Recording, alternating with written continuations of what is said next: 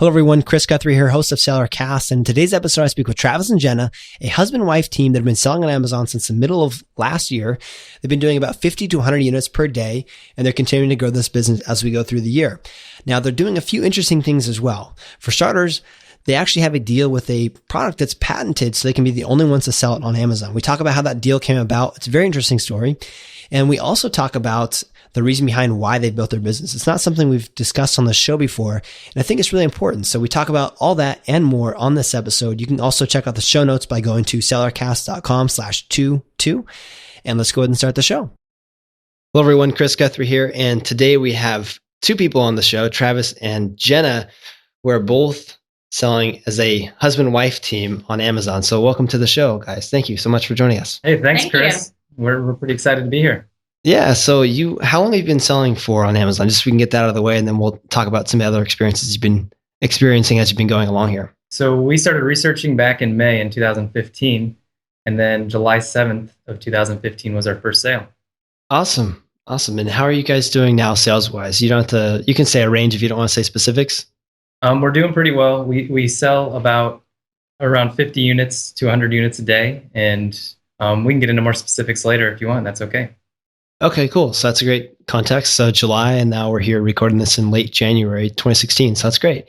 And so what were you doing before you started selling on Amazon? So it's something that we're actually still doing. We're both optometrists. So we own 2 optometry practices in our area, and we both still practice optometry full time and do this kind of on the side right now. And our optometry practices are actually brand new too. We've opened them cold about a year ago. And so we started that business at the same time just to add a little more stress. That's interesting. I mean, I know that I have a friend that's dentist, and he bought his practice, and I hear it's got kind of a common thing, right? Where you're either buying a practice, but starting a practice is a whole different animal, I suppose. But anyways, that's a different conversation for a different podcast, I suppose. But that's such a, it's an interesting background. You've been working in eye care, and you both do that. Why did you try and get into selling on Amazon? Were you interested in doing other online businesses in the past, or why did you even decide to get into this? So the reason I loved the concept of Amazon and when it came on my radar is because I've been selling e-commerce on eBay since around 7th grade when probably eBay first came out. And I've always wanted to scale it larger, but I've never been able to because I was the limiting factor and I didn't know how to distribute and everything. And so I came across a course that looked pretty appealing. So we just decided to jump in, and Jenna has another reason as well. So I call Travis a serial entrepreneur. So he always has tons of ideas, but this opportunity looked really great to me because there's such an ability to work from home. And once we have kids, that was something that was really appealing to me. That's awesome. Yeah, and I remember the eBay days. I'm thinking back, I used to sell Pokemon cards on eBay, just the packs. I never actually played the game. I just saw that you could make money selling them. So I started doing that years ago. I would sell punks pretty much. That was. Yeah, that's actually the same problem too, right? Is being able to find an easy way to do it. I was going to the post office and bringing in packs of these cards and little bubble mailers to the post office, and then knowing all the people that were behind me waiting to mail their more important things, I suppose. But anyways, I digress. And so you've been doing. So you had that interest from the eBay days, and now you flash forward, you're doing Amazon. Are you doing anything else like reselling other products, or are you just doing the private labeling, the 50 to 100 units a day that you're doing right now? So we have a little mix of both. Half our products are private label and half are wholesaling, or we're wholesaling from a distributor in Ohio, actually. We have exclusive rights to sell his product on Amazon through the year 2016. In 2017, he's going to allow another seller to come on, which is okay. And this product is actually going to be hopefully on Shark Tank in the fall. He actually auditions next month to be on it, and he's a pretty eccentric guy, so I think he'll make the cut, but we'll see. And we're kind of already preparing for the Shark Tank effect if that does happen. And then our private label, we have 3 private labels right now, and we're looking to add 2 more next month, and then our goal is to get that up to around 10 to 15 by the end of the year. Wow. So I actually want to talk about the Shark Tank. Actually, we had a guest on earlier in the podcast, and I'll link to that in the show notes. If you go to sellercast.com/22, which will be the show notes for this episode, you can listen to that episode as well. And he actually talked about the Shark Tank effect for his product and his business. And that's interesting. So how did you actually find, I mean, you don't have to go into the specifics of what the product is, but how did you find this person to be able to get the rights to sell that product? So the funny thing is this was a product that looked really appealing to me, and it was very innovative. So I ordered a couple samples of it from the CEO of the company and loved it right away. And so we ordered about 200 of them, put them up on Amazon, and they took well right away too, because it's a completely different product than you've ever seen in this field that it's in.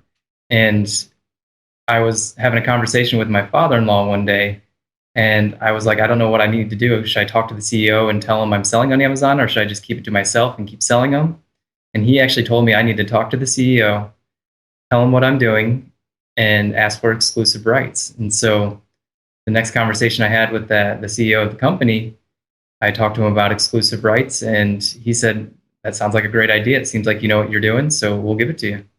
That's awesome. So just the proof of concept from buying a couple hundred units, throwing a few of those up on Amazon and seeing that you're getting sales led to the conversation with the CEO, and now you have the rights to sell that product. That's amazing. Yeah, and he's a pretty accomplished guy himself too, the CEO of that company, and it's great to be able to kind of talk with him, and we talk quite a bit about business in general. It's interesting. So he's probably presumably working on other channels of distribution, and so he figures that Amazon's just one of those channels, and if you guys can handle that for the company, then that's one thing off of his plate. Yeah, his primary distribution is retail, and he has quite a bit of retail establishments, and then he also has his site. It looks like a Shopify type site, and then I do the Amazon for him. Okay. And then, so getting back to now the split, you said 3 private label products, 8 that you're wholesaling, and you're releasing more next month. So was the split in sales, and forgive me if you answered this before, was the split like roughly 50-50 between those? No, private label is definitely larger. Okay. The 3 products that we have sell at a higher price, and we sell about 20 of them, 20 units a day, usually. It's awesome. Okay. And so then let's expand on here. So what are the goals now? You mean you're adding more products, you're wholesaling, you have this pretty sweet deal here with this patented product that you're doing. So what are your longer term goals to try and to scale this up? Are you going to try and find more deals like this where you can find more CEOs? You just call up and say, hey, I want to sell your product. So the initial goal actually of this business, just kind of going a little off topic, was to be able to send Jenna, myself, and our whole practice staff to Jamaica every year to give eye exams, because we love to go every October and we do eye exams down there. And then, as you know, and most Amazon sellers know, this can grow really fast. And we didn't really know that it would grow this fast. So now our goals have kind of shifted into creating more of a permanent clinic in Jamaica where we go. And then we're also going to try to create a clinic in South Carolina where it's called a pay what you can afford clinic. And that's where people come in. We tell them what the retail price of all their services and glasses are and contact lenses, and then they just pay what they can afford to pay. And it's something that's kind of unheard of in healthcare, but we think it will work pretty well. As far as product-wise, we're planning on coming out with more private label and focusing on that area. Wow. That's really neat. That's 2 neat things, trying to give back in terms of the service for Jamaica and doing that. And then also even on the clinic side here in South Carolina. So that's amazing. Well, I say here, I'm not based in South Carolina, but over where you're at right now. Close enough to us. Yeah. Okay. And so then about how much time are you spending on your Amazon business every week? So it definitely varies, but I would say we spend less than an hour a day just responding to things like customer service inquiries, and Travis likes to kind of play around with pay-per-click and Facebook advertising, and he's really doing a lot of work on growing our email list right now. And then I take care of more things like responding to reviews, responding to feedback, and I do all the copywriting for each of our products that we release. So not too much. Well, that's interesting. But yeah. So then, let's talk a little bit about the email list, and then I also wanted to talk just a bit more about the way you split the responsibilities up, since it's something that just kind of came up there. For the email list side, what are you currently doing to grow your email list? I mean, do you have your own website that you're using to drive people to your email list, or is that specifically from just your pay-per-click advertising through Facebook? Right now, we kind of have a mixed email list, but we get it mostly from warranty registration. And then I also ask permission for our patients at our office when we collect their emails. I also ask them permission to put it on our other email lists as well. So they're on my practice email list and then our business email list as well. But right now, we're trying to gather it more with Facebook advertising. That's the one we're really honing in on. Okay. And then I'm also just curious in general about what you both focus on. So is one of you focused on, okay, I'm going to be working on finding new private label products within our specific niche, and you're going to maybe stay focused on that one niche, and then another person's focused on other specific areas? We have the products that we're going to come out with. We already have our probably 20 to 30 products, our next products. Just nice. It's all in the same niche, and we don't really care about competition. We're just going to do what we know how to do and stick with our mission, and it seems to be working so far. And then, like Jenna said, she does most of the customer service because that's what she's good at. And I'm sure I speak to most guys when I say this, that when somebody complains about something, you don't really want to respond to that because you kind of get more angry yourself. And it seems to be a nurturing relationship when it's coming from her. Even when I respond to customers, I put Jenna's name afterwards just because it's a little better. That's interesting. I'd be curious if there are any wide, large studies that show, I think that I can kind of see anecdotally how that might be the case, but I'd be interested in if there's any studies. So if anyone's seen something like that, feel free to post in the comments. I'd be curious, but so that's interesting. Okay. So that's great how you have that split out. And then how did your time commitment? I mean, it sounds like if with only an hour-ish a day, and I'm assuming, bulk of your time is spent just when you're looking at new products to go with. Are you primarily, was it something that kind of slowly ramped up, or has it always kind of been fairly consistent in terms of your time? I'd say now that we're selling more products, we are spending less time per day because as you know, probably that the initial product launch is what takes all your time, and finding the products, finding the sourcing agent. Once you get that in, it's pretty smooth sailing for the most part. And you just kind of monitor your pay-per-click every day. I just kind of play with it just because it's fun. And then now we're kind of branching off into the Facebook advertising. But for the most part, it's mostly just a couple little busy work things that have to be done. And then the rest is just kind of optional when I have time. Yeah, I think that I found that when a lot of new sellers begin, they spend a lot of time trying to make sure everything's right for the first product that they launch, understandably. But then once you've done one, you kind of have a good system in place that you want to use for your future products, and you can go to work implementing that system and just kind of fine tuning as you go through each product. And we'll talk a little bit more about your product launch strategies as well. But along the way, have you found any mistakes? Like, what are the biggest problems you've had? So actually, our biggest mistake was probably in the first product that we released. It just had way too many moving parts, and a piece would go missing or something would break, and we had no idea how we were going to replace that for the customer. So we ended up ordering all of the parts from our supplier, and we keep them in our house. So when somebody does need a replacement and emails us, we could just send it to them in the mail. So we've kind of learned from that, and the products that we have now have significantly less pieces to them. So it works out a lot better for us. We get a lot fewer emails this way. Yeah. So I'm curious then about that. I mean, have you thought that it's almost, if you've been able to reduce the number of moving parts in that first product and you're still selling it, then maybe this is a moot point. Are you still selling that first product though? Yes, we definitely are. And it does really well, but we just make sure we have the pieces now that we can send people because before we really didn't. And we haven't had too many complaints. We started working with a new supplier and we really haven't had too many problems since then. Yeah.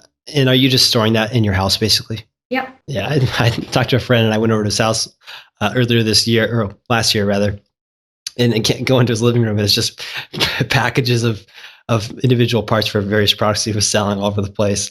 And I was like, dude, you got to get an office space for this because he has a lot of those moving parts with the products that he's selling, and so he's constantly sending out things. We're lucky it's just in a small box. Yeah. Okay. And so then that's interesting. So now, are there any other problems? I mean, it sounds like if the biggest mistake was just you have too many moving parts in your first product and you've got to end up sending out different pieces to it. That's not too bad. I mean, if you had any other problems along the way, besides that, any types of sourcing issues or products along that? So our products are pretty complicated, our private label products. Mhm. And I say complicated by just what you need to do to get approved to sell them. You need an FDA approval to sell our product, which is pretty common, but ours is a little more unique because it has to go through certain types of lab testing that's a little more rigorous. And then, of course, you have to get ungated with Amazon as well to do it. And it's a little harder to get ungated in this category for some reason. And we had to jump through a lot of hoops. It took us about probably a month and a half to get ungated for it. And then you have to wait for your FDA approval and everything. So that was a little bit of a hurdle, but we knew what we wanted to do, and you just stick with it and just keep fighting for it. That's great. And I mean, I think that the other thing, even going back to what you were saying earlier, where you had, 20 to 30 products already online, I wanted to actually touch on that a bit more. I mean, what is your research process for finding the products that you're selling on Amazon? I mean, having already 20 to 30 that you want to do and having a roadmap for where you want to go with the company that far out already at this stage is pretty impressive, actually. So I'm curious what you're doing right now and to already have that in line. And so you kind of just hinted on it. We have a very specific market that we hit, and we went into that market. We knew what we wanted to look at. We don't look at BSR. We don't look at sales value. We just stick to our niche and just go with what we're doing there. And just to give you an example, our main keyword, when you search for it on Amazon, you get 143,557 results. I just did this today. And so it's a pretty competitive market that we're in, but we're having a lot of fun trying to move up in the ranks. But for the most part, like I said, we just stick with what we know and what we love to do. And that's how we picked our products.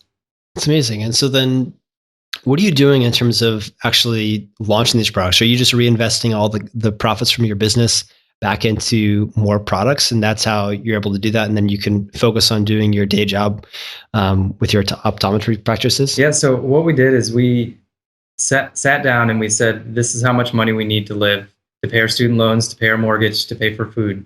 And we made that my wife's salary from the optometry practice. And then I don't take a salary from any business now. And we invest all the rest back into the practice. And then we invest everything from this business back into the business, because we know what we have to live off of, and we get that from the practice. And so we invest all our profits back into the businesses. That's great. So you're basically doing that on two fronts then. Yeah. And so we're doing it with our practice because it's brand new, and we're doing it with this business as well.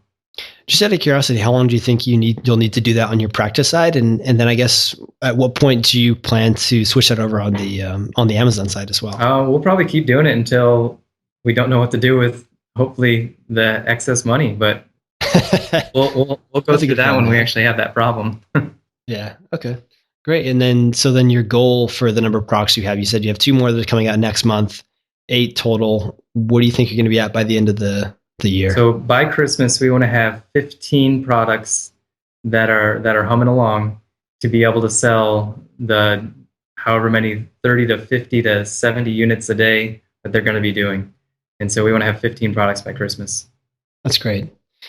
Okay. And then when you actually came time to select the category that you wanted to go into, was it something that, I mean, it sounds like it was something that you were both already interested in and you knew a lot about, but maybe I'm just guessing at that. Was that the way that you kind of went into that niche? Yeah, that's exactly right. Okay. Now, the thing that I'm curious about too is because, we have a lot of people that are listening that are sellers really all over the board. I talk to sellers sometimes, they're saying they're doing 7 figures a month, and I'm like, oh, I'd like to have you on. And they're always, sometimes secretive. And then I talk to new sellers that are just getting started and they're learning from the podcast and other podcasts and other blogs and everything else. And so a common mistake that people make, I believe, and really this is the number one mistake, I think, is people picking the wrong types of products to get into. And so during your research process, were there some different types of categories that you thought that you would avoid for people that were getting started? So the ones that we would avoid, I would say, are kitchen, babies, outdoor patio, and of course supplements, because everybody does that. And then even our category, we're in clothing. And so I would avoid that category because it can be a bear at times, and it's hard to get into. Yeah, that makes sense. And so another question I had too is about the actual products themselves, you mentioned that some of them are fairly complex, moving parts in the first one, and then you simplified the other ones. What are you doing to distinguish yourself, your products from your competitors beyond, the products themselves? I mean, you have the one that's the exclusive patented product, and that's nice. You can be able to sell something that no one else can sell. But what about on the private label side where maybe you have some more competition? So we really focus on our brand's mission statement. It's on our listing, it's on our packaging, it's on our product insert. And we have a buy one, give one mentality. So every item that we sell, we give a portion of profits back to someone that's in need. So it's definitely, something that I feel like a lot of companies are starting to do now where they really give back, but we found that our customers really appreciate it and they absolutely love it that we're giving back. And I think that definitely sets us apart.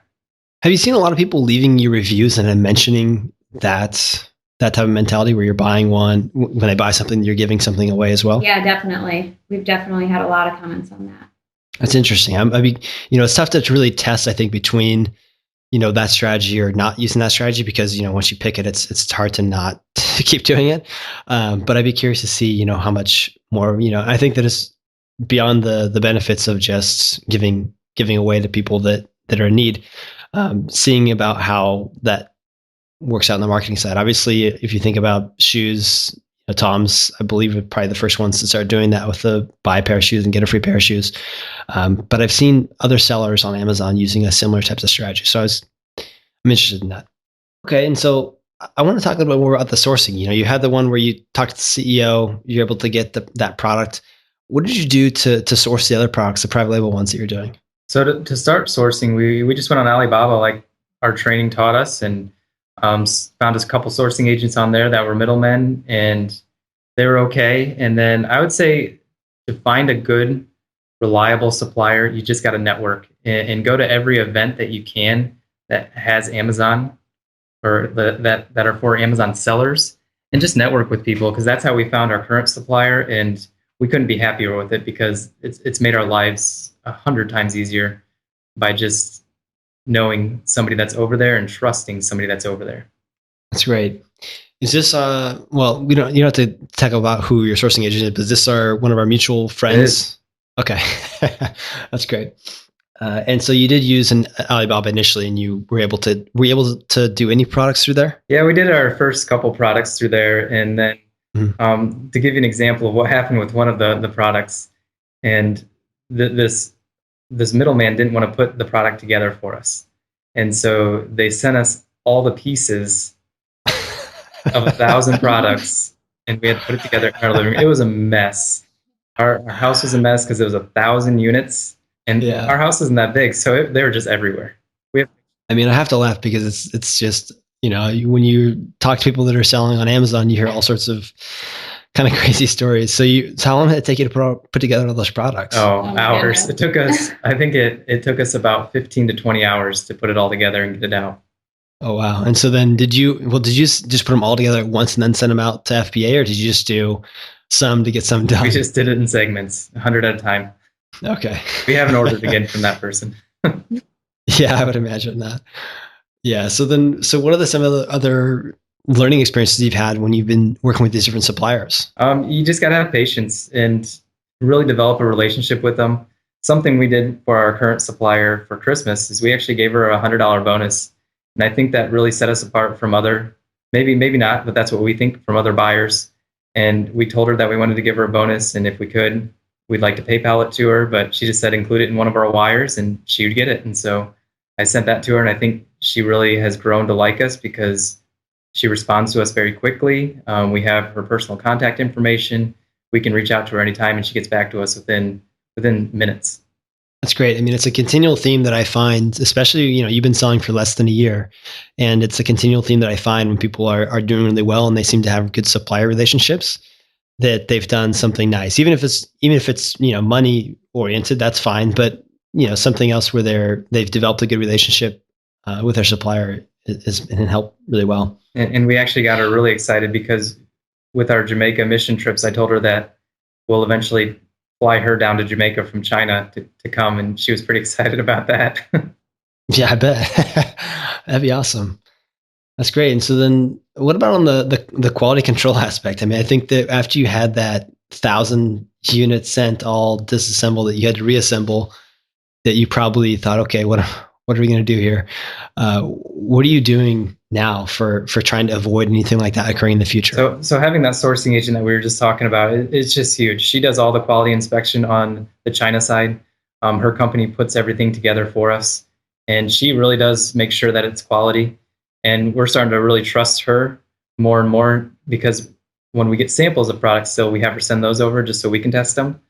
And then once the product gets into Amazon, we usually ship about 2 to 3 per shipment order to our house, and we just give them away in our community area. So because people are always asking us about it, and then we just give them away there. Oh, that's cool. And so let's talk a little bit about your launching strategies. What did you do for your first launch, and then maybe how has that strategy evolved for your future products and as you're going forward now? So our first launch, we just gave away to family and friends and used a Facebook group to give away about 20. And then once reviews started rolling in, we turned on PPC and sold out in about 20 days. And so we did the common first-timer mistake of ordering just 100 units and then, oh, this actually works, and now we're sold out. Now let's wait 5 more days until we can sell again.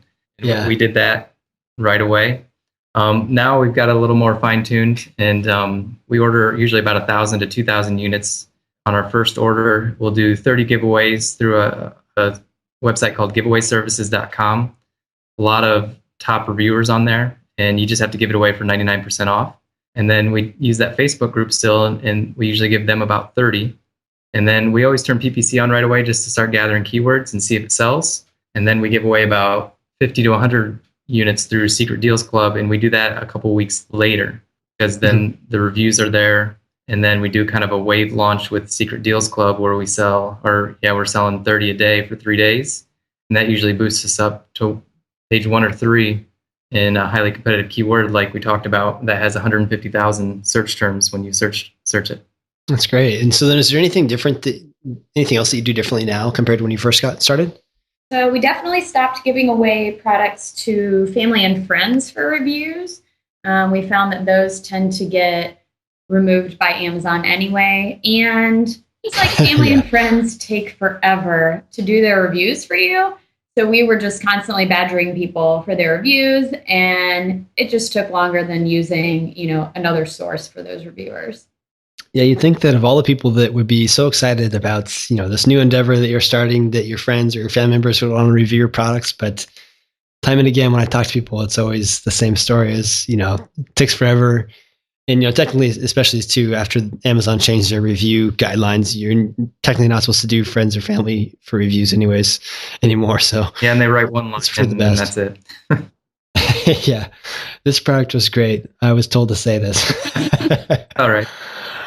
Yeah. So what are have you tried anything else that just hasn't worked? I'm always interested in both what works and also what doesn't work, and then the story behind it. That story about having those products arrive that you had to assemble. It's the first time for anyone to do that. And I think it leads to an interesting conversation. But on the launch standpoint, have you had product strategies that you've tried before that haven't worked?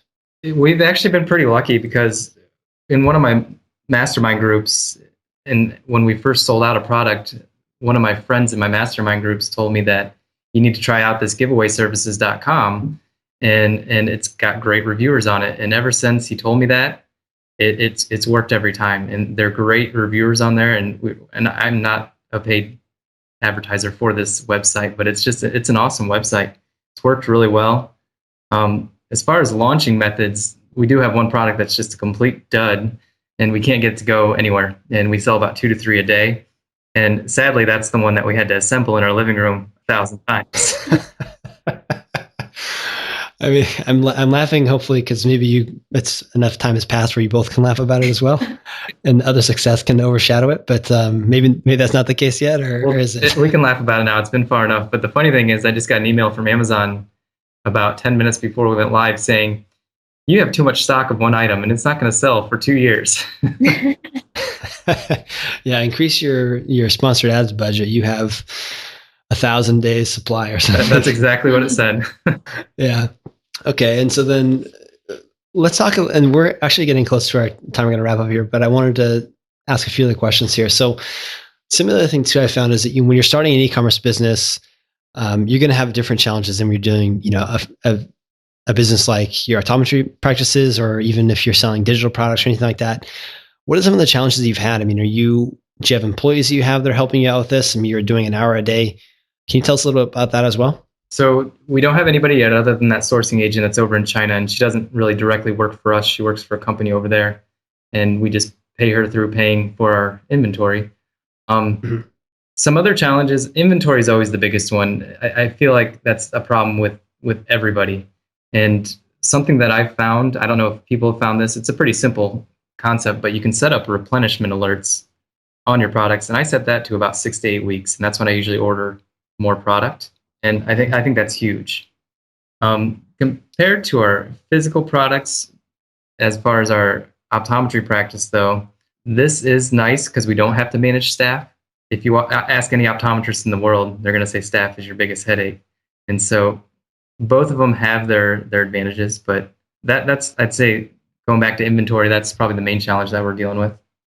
Yeah, I think it's always probably when people think about the challenges the business they're in, it's a grass is greener type of thing, and all businesses have their different challenges, but that's great. And so then, what about when you're actually running your day to day? I mean, is there something that you're doing to help get things done faster, or some type of a process you have in place that helps you out in any aspect of your business? We just make sure to definitely dedicate, every morning to our Amazon business before we actually head into our optometry business.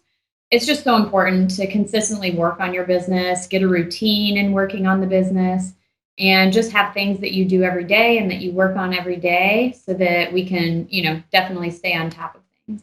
Yeah, it's good. And I know you mentioned earlier that you have a website for your brand, but at what point did you do that? And I mean, are you trying to use that as a sales driver, or is it more just like a branding approach so that if people are on Amazon, they're doing more research, they search your brand name and they find that you exist somewhere else besides Amazon? We had to actually have that to get ungated via Amazon and get all our approvals done. So that's why we actually started it right away. We had our website up before we were selling product.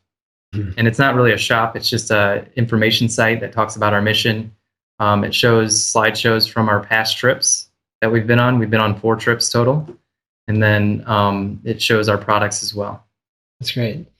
And then I guess the final question I have, is there anything else that you think that the people that are in any area of this business? I think that no matter how successful someone is or is not yet in building an e-commerce business, there's always something that can be learned from a lot of people, from everyone really. So if there's one thing or a collection of things that you think that you could touch on, or either reiterating what you already said before or just something new that we didn't get to, I'd love to hear what you think and can share with others. Well, for me, it's mostly just, you've got to keep your head up. You've got to keep moving forward. We've had a lot of tough hurdles along the way, but we've definitely learned from every one of them. And every one of them is completely important to how your business grows. And I think Travis has a couple other tidbits. So I could really talk about this stuff all day. This is kind of my bread and butter, but I think I have a couple tips, and my first one is just you got to find your why first, and you can think of this. You just got to ask yourself why you're selling on Amazon. Is it for the money? Is it for a purpose? We had to define why, and that's why we're doing so well. Our why is that we want to create free and low-cost clinics in areas that need it, and we want to support these clinics through this business. And then once we found that why, we pursued products that matched up to that why. And then we wake up every morning because of our why with a lot of energy and wanting to go at it every day. And so I think that's where a lot of people miss in their Amazon business, and they're wondering why they're not selling. It's because people can feel it if you're not passionate about what you're doing and you're just trying to sell a product. I think another thing is you got to set goals and make a plan to stick to them. I have a buddy, his name's Ryan, who has been my accountability partner since October of 2014.